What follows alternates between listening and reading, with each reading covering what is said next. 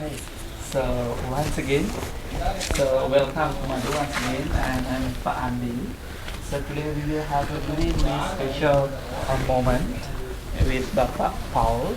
So as I know, he is our mentor in Madu school, and for furthermore, I can't say a really big thing about him, but he does really wonderful thing in the school, and I will give the time to him. Okay. So time is yours. Terima kasih. Good afternoon, everyone. Lovely to see you. Thank you for coming, and thank you for having me here today. Maybe I should give a little bit of a background so you know who I am, where I'm coming from, and all that. Nicole is my wife, and I arrived in Bali 5 weeks ago after our 2-year prison sentence in Australia. So good to be back. And I've taken 1 year off my normal job, which is to be Director of Music at Perth Waldorf School.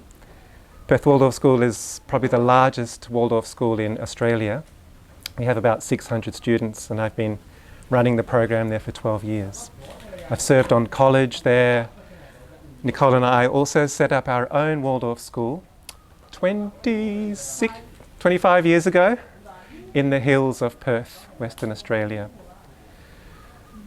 And yes, so we know what it's like to start a school, a lot of work. We really admire what you've done here. It's a dream come true. It's so, so beautiful here. So yeah, we've just offered what we can to the staff in the last few weeks, helping them with any questions that they have. And yeah, we'll be back in August to continue this experiment. So first of all, I'd like to acknowledge where we are right now.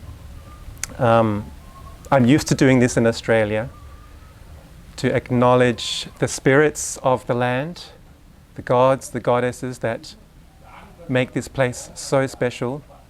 The Dewas, the Bhutas, everything we respect in this land. So we just take a moment to connect to where we are and give thanks. And we can say Om Swastiastu. Terima kasih. So the title of the talk, I believe, is something like the spiritual essence of Waldorf education. So we had to put the word spirit in there just to get more people coming. And I've been told not to mention cigarette factories and that we're actually a secret cult. So Waldorf education begins with the spirit, and I guess that's our destination as well. Just to make it clear, we need to give it some sort of framework. We're not just about educating academics, thinking. That's actually not part of what we're doing here at Madu at all. So if you've ever been to Ibu Puspa's kindergarten and heard her wonderful birthday story, if you've been lucky enough to experience that, where we talk about the child coming down this rainbow bridge, perhaps being held, the hand is being held by an angel, and we can picture, we can feel something of our spiritual origins in this. And this is where we believe our children come from. It's hard to intellectualize. Every religion has possibly a different kind of way of explaining it. So we just give it this beautiful picture of the rainbow bridge and the angels singing. And this is where we all come from. And when you hear that story, many parents, their tears well up in their eyes, and they recognize something very special and very, very true about that kindergarten story. This is where we come from, and this is the appropriate way of telling a child where we come from, this magical, beautiful world, which adults call spiritual. And of course we gradually land on the earth, and this happens through phases. And Steiner goes through very almost scientific methodology of these phases of coming down to the earth. After we are born, we're not ready yet. We're not ready to encounter the earth as an adult. Obviously, we don't give a 1-year-old its first mortgage and tax return and his first, tell me who he's going to marry and all that. We're not ready for the world. It takes a long, long time to be ready for the world. I'm reading about giraffes the other day. Giraffes fall about 6 feet from their mum's womb. Boom! And the shock of that makes them breathe. And within an hour, they have stood up and taken their first step. Isn't it amazing? Within 1 day, they've learned how to run. A bit different from human beings. Within 2 years, they've reached their full giraffe height. So when is a human being ready? When have they reached their full height? When are they ready? When can they say they're actually here, physically, fully present for the world? We sometimes say 21, 18. Some of us perhaps still not ready.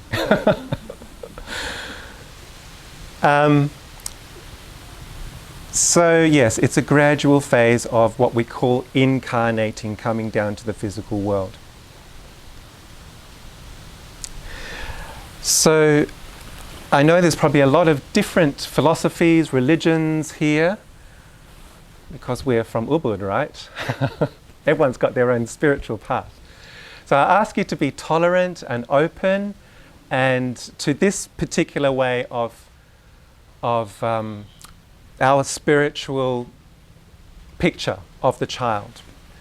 And we are asking our teachers in Waldorf schools to try and envision this spiritual picture of Rudolf Steiner. We ask them to just walk this journey to try and understand Steiner's picture. Rudolf Steiner himself was incredibly spiritual. I think Balinese people would call him an orang pintar. He was born with a spiritual vision. By the time he was 7, he already realized he was different. He could see the spiritual beings behind the trees, the bamboo, the flowers. As probably most children can. It's just that when they start to talk about it with adults or older siblings, they say, I can't see that. And then they start to shut away this spiritual perception which a lot of children have. Rudolf Steiner insisted, he was very, very strong-willed and insisted on carrying this spiritual vision through the rest of his life. When he went to school, he realized there was something missing. They only taught this physical, materialistic view of the world. Same when he went to university.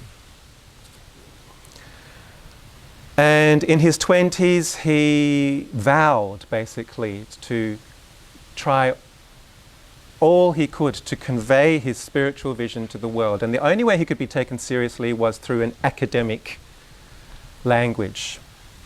So he wrote his first book in his 20s, The Philosophy of Freedom, in which he proved in the latest philosophical academic way the existence of God and the spiritual world and the human freedom. And he went through this period of writing and giving speeches, intense meditation and introversion, where incredible spiritual wisdom was revealed to him. He was prolific at giving speeches, lectures all around Europe. But this wasn't enough. It was touching his thinking. It was coming into the words through the books and the speeches, but he wanted to bring it further down. So I'm going like this because it came into his feeling realm. So he developed the artistic way. Once you've contacted the spiritual world, you can talk about it, you can intellectualize it, you can try and make it academic. But then next we want to create with it. So incredible architecture arose, new architecture that no one had ever seen before. Ways of painting, drawing, sculpting, music. He wrote mystery dramas. So we had a 7-year phase where the arts flourished in brand new ways, and these arts were ways of expressing spiritual revelation. This was kind of during the First World War. And at the end of the First World War, Europe, of course, was in ruins, and he turned his attention to more relevant, more practical details. How are we going to rebuild Europe? How are we going to organize society? What about education? What about medicine, farming? So he gave lecture cycles on all of these things, and the first Waldorf school was built just in the last 7 years of his life. So to give you a picture of Rudolf Steiner, he didn't set out to be an educationalist, he set out to bring the spirit down here into physical reality.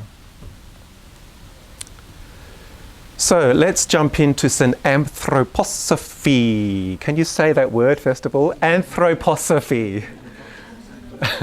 Anthroposophy. Okay, this is the philosophy of Rudolf Steiner, or Waldorf education. Anthroposophy. We have 4 bodies, according to Rudolf Steiner. We have a physical body, an etheric body, an astral body, and an I body. And many philosophical, religious thoughts and traditions have a similar kind of view of the human being.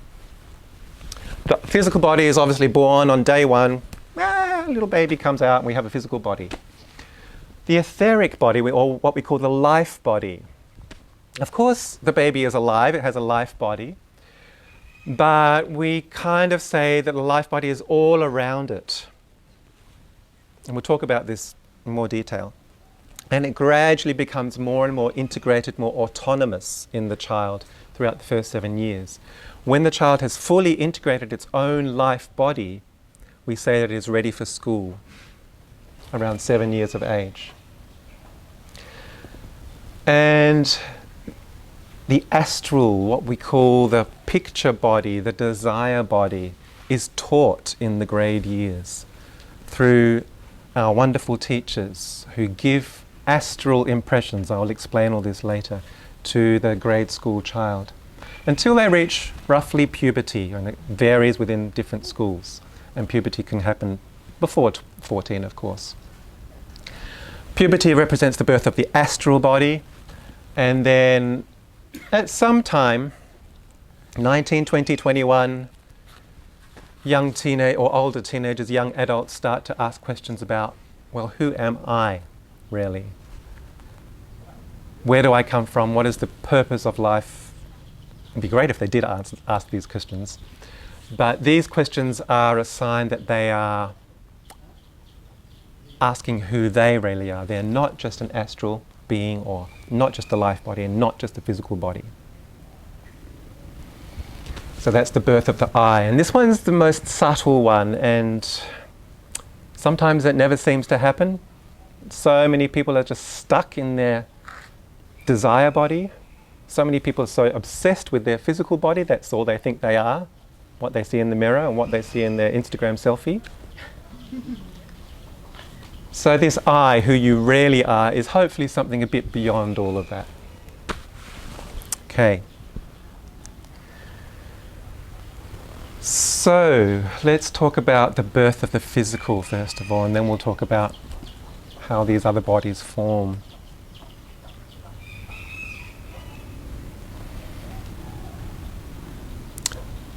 Maybe we should go back one step further. Where do we come from? What happens before we are born?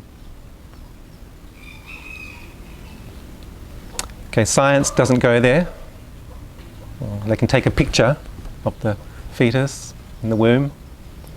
But what would it be like? I want you to use your imagination, your feeling, your heart. You're suspended in this liquid environment. You've got a direct feeding tube to your mum. Your senses are not really working. what would it be like? You're kind of connected to everything.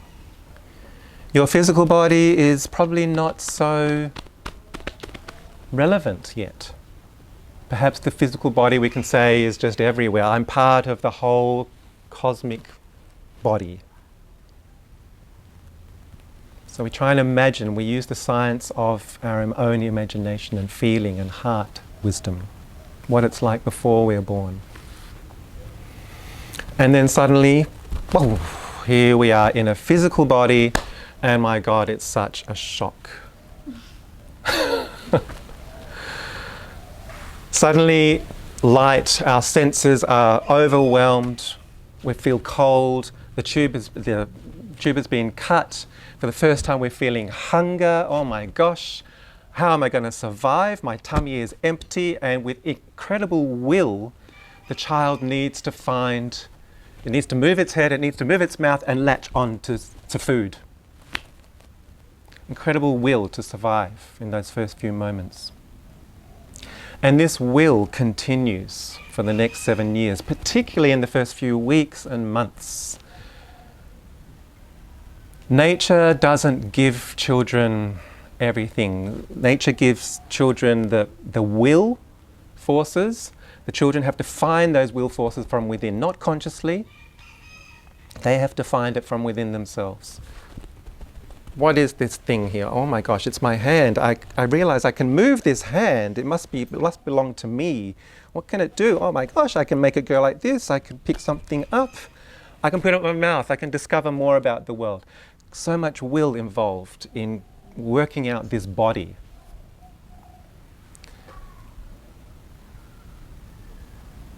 And all I can see is the ceiling above me. That's where my mum put me. And then she turns me over, and all I can see is the bed below me.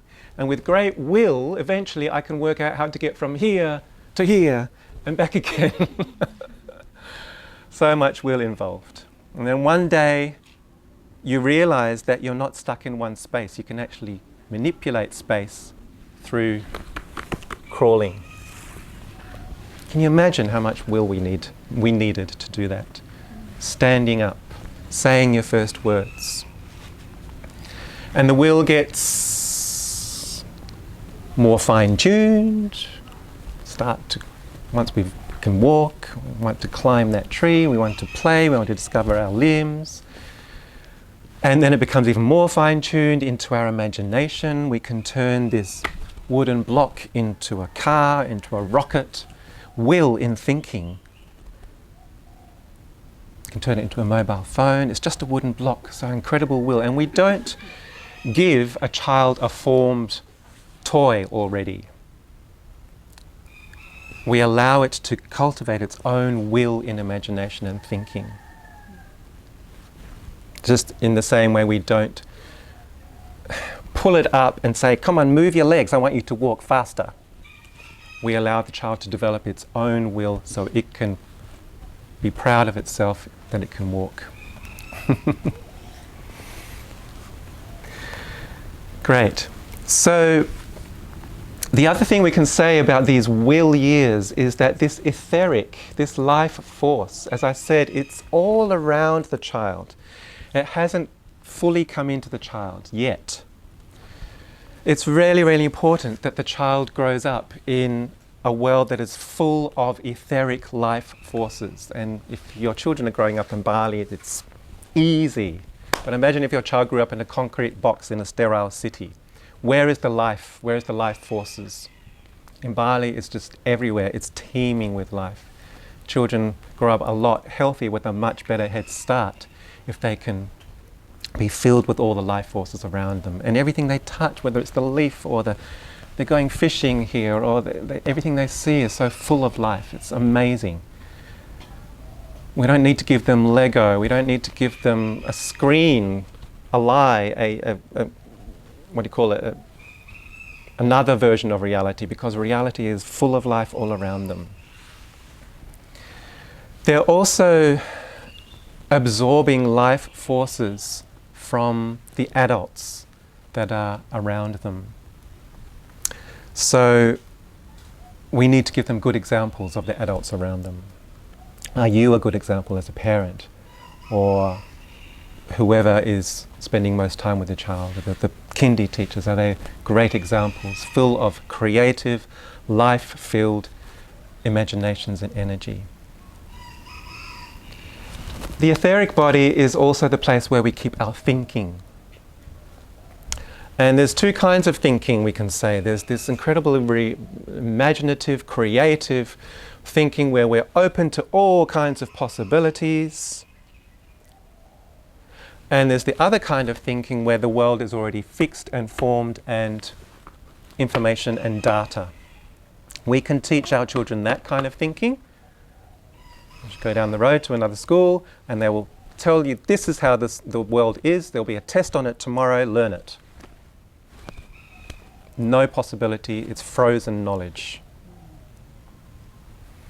So if you're the kind of parent who is not fixed in their thinking, who is open to possibilities and creativity, then you're giving the child the necessary life forces in their thinking as well. They absorb your thoughts like a sponge.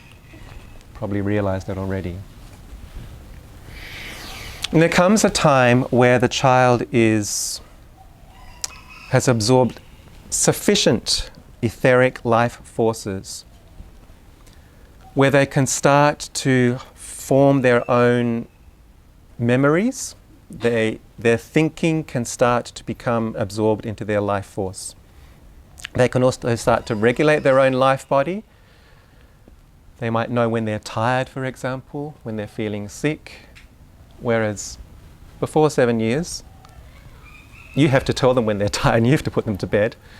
They don't often know when they're sick. They just, one day they're fine and next minute, blah, they're vomiting all over the place. They don't even know that they're sick.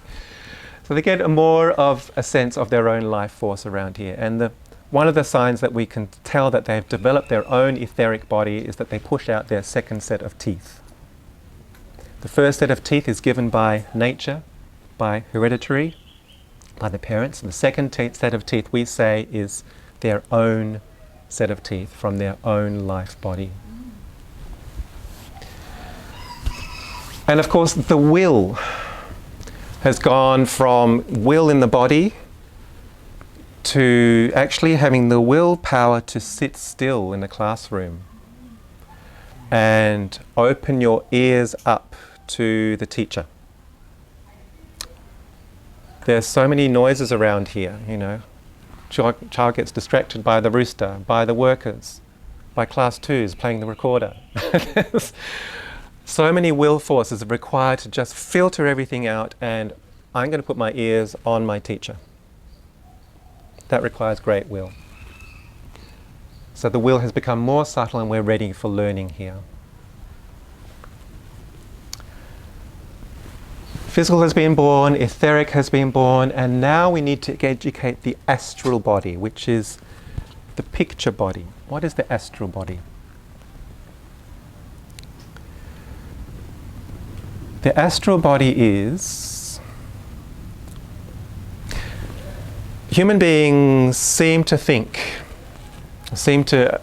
have this awareness that there is an outside world and an inside world. Whether that's true or not, I don't know. Some of the great beings said it's all one. Out and in, it's all the same. But while we're developing our astral body, there's a very definite sense of outside and inside.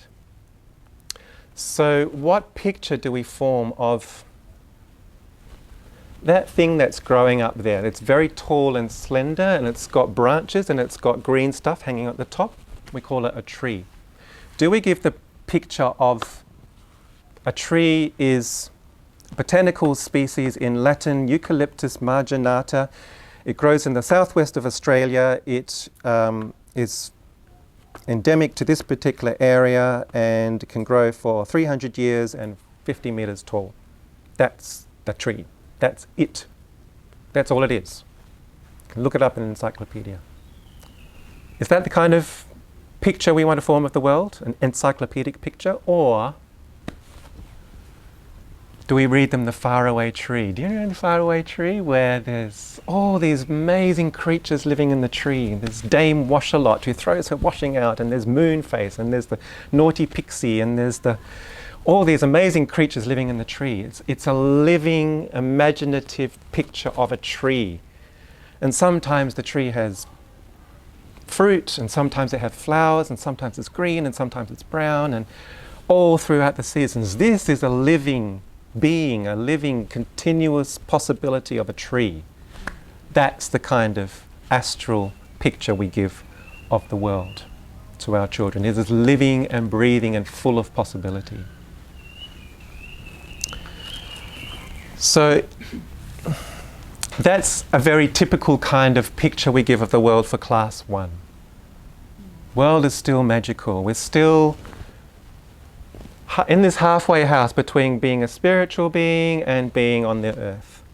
Things are quite dreamy, things are still quite magical, and we give them fairy tales. A frog can turn into a prince. 7 birds can turn into your brothers.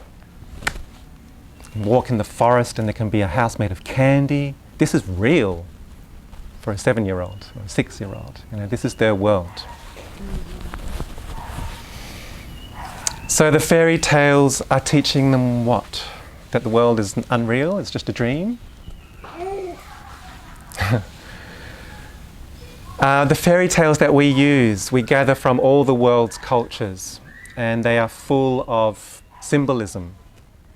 And when you hear a fairy tale, perhaps you can remember back to your childhood, they are deeply resonating on some level. You cannot intellectualize why. We don't ask the children to think about stories, we just tell them the story and they go, wow, give me more story, tell me about the world. So, Hansel and Gretel are abandoned by their father, their good father, who doesn't want to abandon them. It's just fate that they have to go on their journey without the father. Father's very sad. And they're trying to get back to their father by putting little breadcrumbs in the forest, but all the elemental beings, all the bhutas, eat up the breadcrumbs. So they're on their own. Can you relate to that? Not to your own father abandoning you. The great father put us here in this forest. And, oh my God, I'm all alone. What am I going to do? And the house of candy. You've all met your house of candy where you just want to give me, give me, give me. Every child can relate to the house of candy. And you can feel it. Oh, should I? I don't quite trust this house of candy. But some part of me just says, go for it. And as soon as that happens, the witch comes. We've all experienced that witch. So how are we going to get out of this situation with the witch imprisoning the Hansel in his cage? Gretel has this idea of using the chicken bone for the finger. And basically it's her intellect, her thinking that gets them out of this situation. So we've been thrust into this world. Perhaps we've partaken of the candy house, gets us even into more trouble. And the only way to get out of it is through actually independently thinking your way out of it. And then you get reunited back with your father. A lot of symbolism in a story like that. So, class 1. Beautiful nature walks and the nature studies in class 1 is just being in awe of nature. Going for a walk and seeing an amazing butterfly and just going, wow, look at that, look at the colours. Just so they can appreciate the awe and majesty of nature. Knitting, we start this more fine-tuned thing with the fingers. We say that knitting is cosmic thinking, following the thread in and out, going up and down until it forms something. Your thinking is like a thread. We have lots of singing. Singing keeps us in tune with the cosmos, with the spirits. We have form drawing, where we draw straight lines, curves, all the basic archetypal patterns of the world. We learn about numbers and we learn about letters, but in a picture way, in a feeling way, never ever abstract. How do you teach numbers in a pictorial story way? Ask our Class 1 teacher. Moving through the curriculum, Class 2, the magic starts to disappear. It's harder to find the magic. You can only find the magic on a full moon night if you chant your special mantras and you're wearing your special amulet. Whereas in Class 1, magic was everywhere, but on Class 2, it's harder to find. We also have saints. We talk about saints, people who carry the magic with them, still have this connection with the magical world. Saint Francis can talk with the animals, for example. And fables. We start to teach morality and ethics, but not through black and white. This is good, this is bad, learn it, this is the rule. Never ever like that.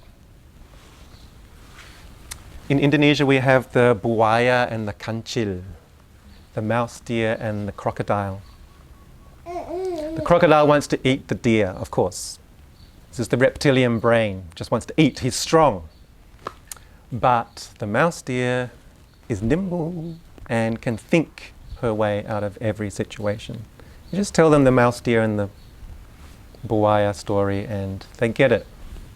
Thinking, this part of the brain, the thinking part of the brain can trump the reptilian part of the brain, the crocodile part of the brain. Knitting becomes crocheting, the thinking becomes more intricate. Borrowing and subtracting numbers, writing words and sentences. We're on our way to more finely tuned thinking. And more here on the earth. So the picture is we're gradually coming down from the spiritual world and finding our way into the physical world. This happens quite succinctly in Class 3. You can see what they're doing out there. They're learning about building. They're learning about gardening. They're learning about time, money, all the things of the earth that adults have. So the magic is starting to disappear. The spiritual world is now, we tell them stories about God. God has the magic. Human beings are kind of on their own now. Sometimes they can connect with God and do the right thing. Sometimes they do the wrong thing and they learn about the consequences of that. So we can teach them Old Testament stories or other religious stories where there is this relationship with a powerful God that we need to listen to, and what's the consequence of not listening to that. For example, the story of Joseph. Joseph was bullied by his brothers. Sometimes happens in schools, doesn't it? And he was sold into slavery by his brothers. And what a horrible thing. Children really feel, what would it be like to be thrown into a hole and then sold off as a slave? He goes to this other country and he's praying to God. And he gets these dreams from God that one day there's going to be a big famine. And so he tells the Pharaoh, we need to start saving our grains. And so when the famine eventually comes, his brothers are starving and they come crawling back to Joseph. They don't know that Joseph has now become a senior minister. And Joseph sees his brothers there, the ones who have bullied him, the ones who have sold him into slavery. What's he going to do? I won't tell you. Maybe we'd leave that one to the next day and the children would think all night long, what would I do? What would I do if I met my brothers who've been so mean to me? Okay, so continuing the journey, in Class 4, the God become gods. We have the Norse myths. Where there's all this pantheon of gods, the god of war, the god of nature, the god of wisdom, the god of this and the god of that. And they're starting to look a bit stuck in their ways. For example, the god of war has this hammer, his Thor, And all he can do is just smash things up. Not very bright up here, nothing up here. All brawn and no brain, we say. The God of wisdom is blind, half blind, which is quite kind of telling, isn't it? But there's a God called Loki, who is the trickster, and he tricks the gods into doing all these silly things and even killing each other. The gods are so stuck in their ways that they actually start fighting amongst each other, and at the end of class 4 they actually kill each other. The whole world comes tumbling down. Ashes, ruins, and from the ashes arise 2 human beings, a man and a woman. And anyone go to class 3 or 4, child? Yeah. So we talk about the 9-year-old, 10-year-old crisis. The world falls apart for the 9 or 10-year-old, subtly. For all this time they've been connected to your etheric, to their parents, especially the mother's etheric. But there's a time where it's definitely severed, and they look at mum for the first time and go, "Are you my real mum? Are you going to die one day? What's going to happen to me when you die? Was I adopted?" And there's this incredible sense of being alone in the world. And the magic that we've talked about, they've come from this magical world, class 1, class 2, so beautiful and magic. Santa Claus is probably, definitely gone. And as Steiner parents, Nicole and I observed our 9-year-old, and he was doing fine, and we knew about this crisis, and we just kept waiting for it to happen. Finally, at the end of the year, it was Christmas Day. Beautiful Christmas, so lovely. And at the end of the day, he just burst into tears. And he just said, "I'm so sad, I'm so sad." He said, "Why are you so sad?" "I don't know why I'm so sad." So we knew that was it. That was the crisis. So I guess he'd always experienced the magic of Christmas, and for the first time, perhaps it wasn't there. The children have to start to find it from within. They're kind of on their own, and we need to support them through this. As a more distant parent, you'll find that you'll be talking to them in a slightly different way. They are them and you are you, and they still need you, but they don't want you in some ways as well. They know that they're alone.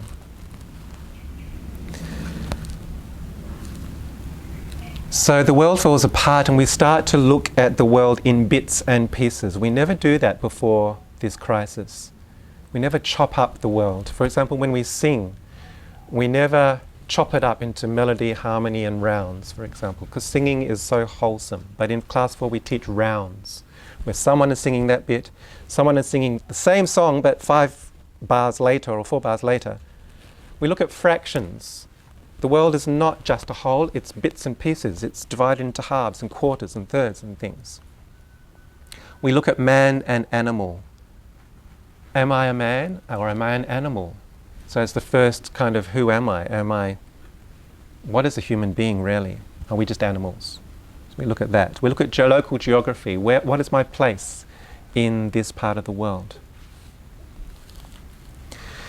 Class 5 is when we go from the gods, fairy tales, to actual human history. And we start human history in this nebulous ancient world of ancient India, where human beings, we are told in ancient India, still had this intense connection with the gods and spirits. Of course, Bali has that direct connection with ancient India. To them, the world was still Maya, illusion. We then go to ancient Persia, where there's still a connection with the gods, but the world has become a necessary evil.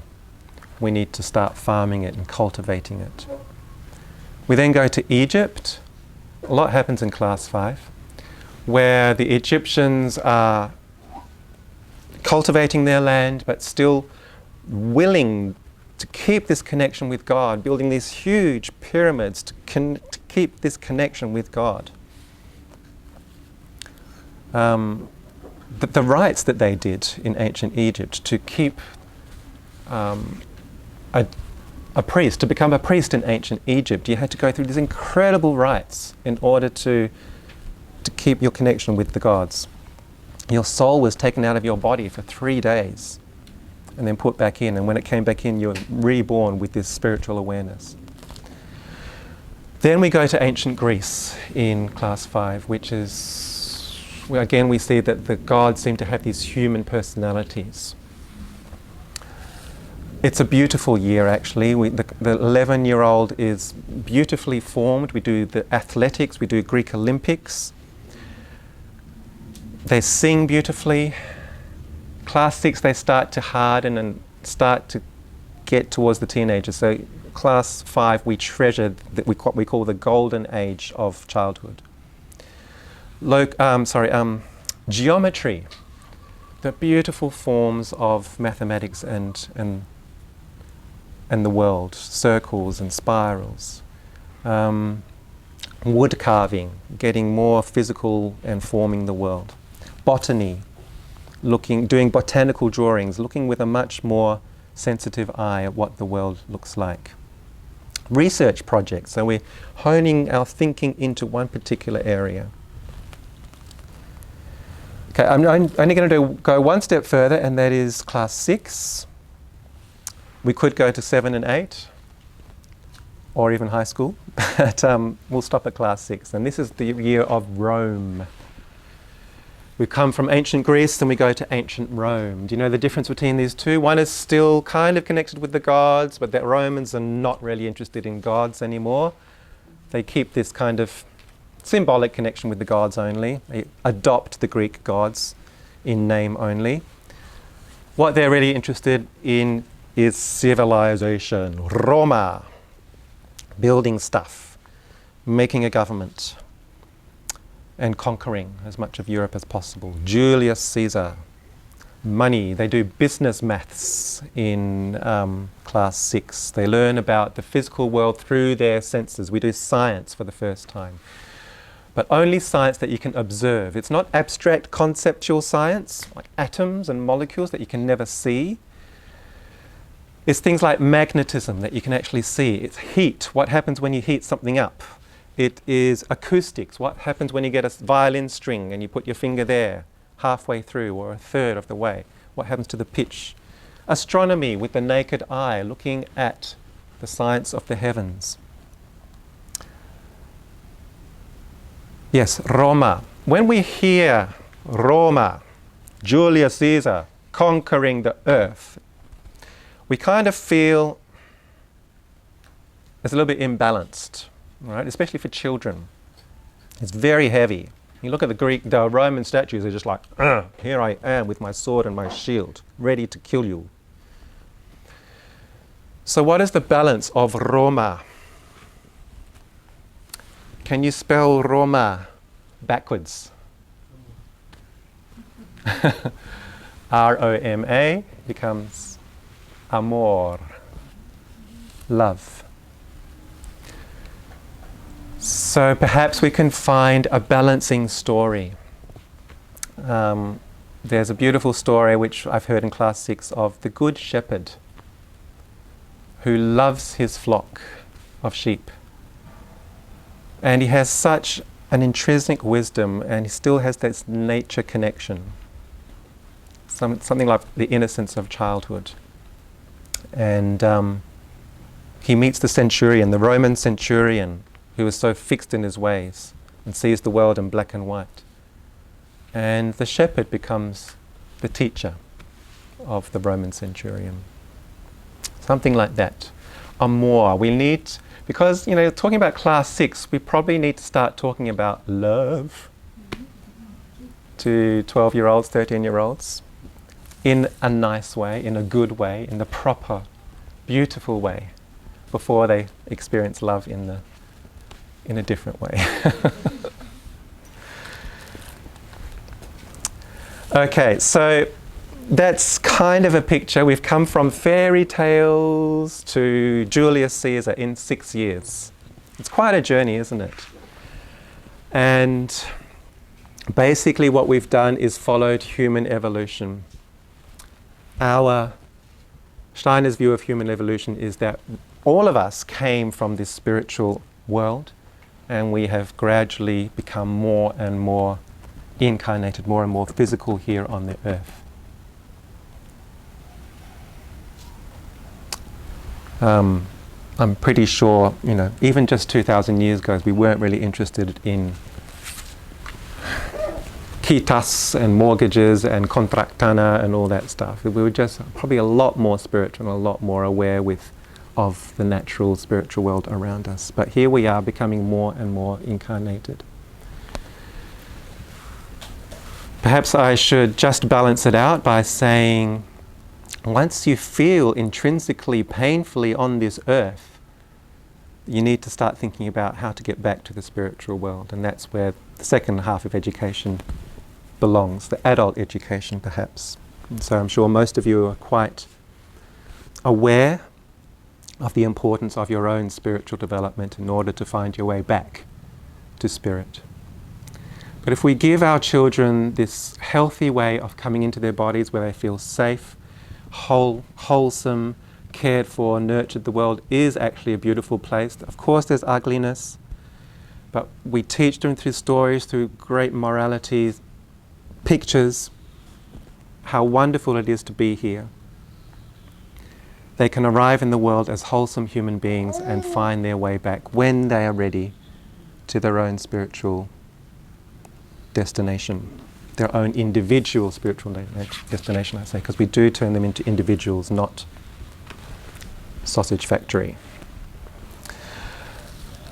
So the way we teach, of course, is through the astral. We expect our class teachers to be experts of imagination, of feeling, to bring the right picture at the right time, the right story, to hold the picture of the class, not just the curriculum, not just what story am I going to tell tomorrow, but my class is like an animal. Sometimes it's wild, sometimes it's tame, sometimes I need to calm it, sometimes we need to go out and be tigers. It's a constantly moving animal. They also need to be experts at the etheric body. Children breathe in and they breathe out. Sometimes we just need to go out and run around and get into our physical bodies and just experience nature. But after a while they just start to lose it. And so we bring them in. And we keep still and we maybe tell a story or do something fine with our drawing. But too long in breathing, we need to go out again. So we need to be sensitive to their breathing in and breathing out, their etheric. So Waldorf teachers that I know are very, very good at picking up the life force and the imaginations of their classes. I'd just like to finish by talking a little bit about Madu. From what we've seen from our last visit and from this visit, Madu has reached a really important time in its own life. And perhaps a school has a similar kind of life phase. Perhaps you can relate to something being born and a lot of will happening in the last, how many years? 6 years? Yep. And it comes from the spirit. Someone has this amazing idea. Waldorf school, it's like a spiritual calling. And it could just stay up there as just a beautiful idea.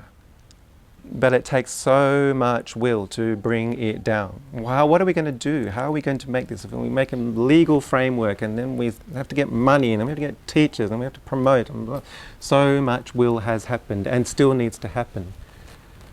But I think we can definitely say we have birthed this school and so much will has gone into it. And what I feel, and Nicole and I feel, is that the imaginations of the school, the culture of the school, is something that we can look forward to in the next phase of its development.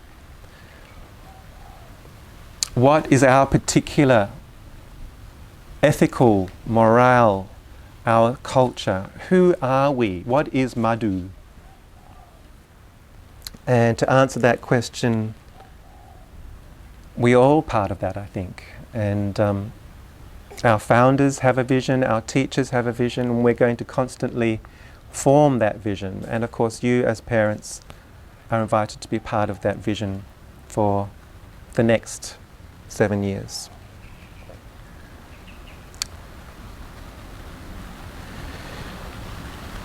Okay, so I think I'd like to finish the talk there. Thank you, Rain, for blessing us.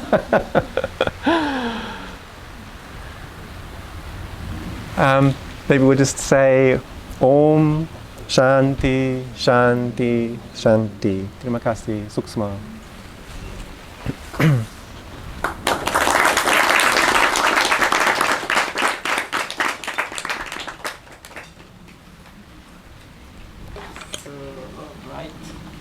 The bell is ringing from the ring.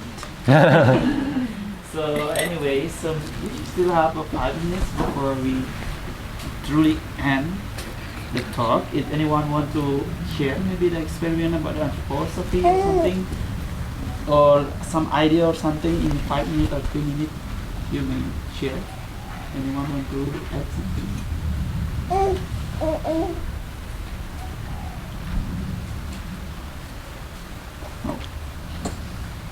Still forming. Can you talk a little bit about your observations of what was your impression, how it's done? Right. You really want me to talk about these teachers?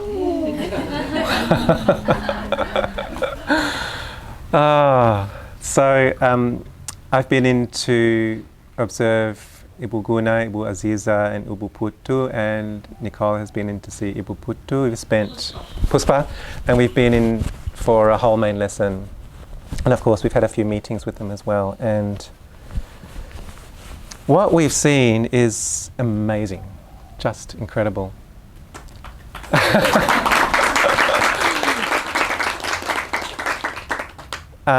It's not easy for being very isolated. You know, most other places in the world you can go and visit someone, visit another school, see how it's done. So they're kind of blind, but they are doing an incredible job. And they're a bit nervous apparently of calling themselves Waldorf, but you know, we've been to many Waldorf schools and this is rarely the real thing. So, what can we say? I would say, just from observing kindergarten, what really struck me right at the beginning, the atmosphere in the room was so well held for the children and so welcoming. And there were no dramas, no fuss, you know, the children just slipped into this environment and start playing or drawing. And again, when we were outside and they were playing outside, I had this sense again that the children feel so safe. They are being held so lovingly, but without any, you know, there's no raised voices or something. The teachers just hold them energetically in a way. But they know just from a look when maybe they have done something they shouldn't be doing, you know. And I've seen a lot of, in our kindergartens in Australia, there's a lot of competitive behavior amongst the children. If you can't have that doll, I want that doll, I don't want to play with you, she's doing this to me, he said that. I haven't seen anything like that in the kindergarten here. I've seen children, 6-year-olds, with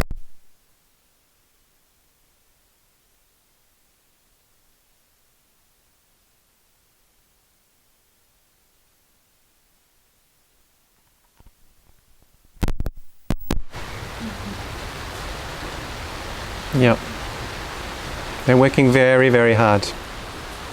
And they perhaps need reassurance that they're on the right path, doing the right thing. But what we're seeing is great.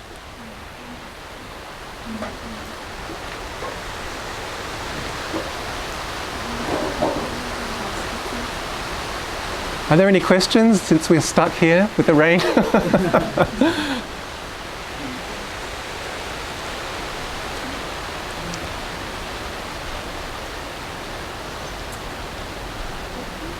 Last question. So, do you want to share from a teacher for someone? Oh, okay.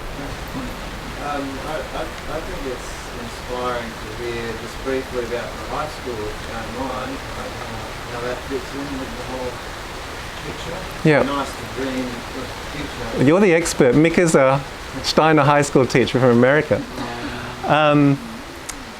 Yeah, I guess very briefly. Yeah, the feeling changes. You can tell a story to someone who's not reached puberty yet, but try telling a story to a teenager. They don't want to know your story. They don't want to know mum and dad's story or a teacher's story. You can't say to a teenager, let's sit still, I'll tell you how the world is. They will not buy your version, your adult version of the world. So they need to find their own story. That's what the birth of their own astral body means. Teenagers love their own stories. Did you hear what he said? Oh, did you know what Kim Kardashian is up to now? It's so personal, so individual. It's the latest gossip, the latest story. It's there. You remember what it's like to be a teenager? It's like my story. It's not my parents' story. So that's one thing we have to realize. We cannot tell them how the world is like we can in the grade school.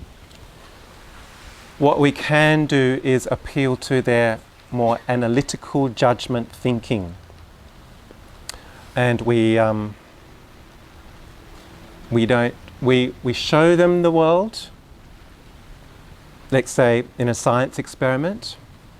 We sleep on it, we discuss it. What did you see in that experiment? What did you see? Oh, that's interesting, you saw something different from him. Let's talk about that. And then finally on the third day, having slept on it again, we decide with our own critical judgment what is happening in that science experiment. So it's all about forming your own judgment, not being spoon-fed someone else's judgment. Very important to develop their own way of thinking. In a nutshell.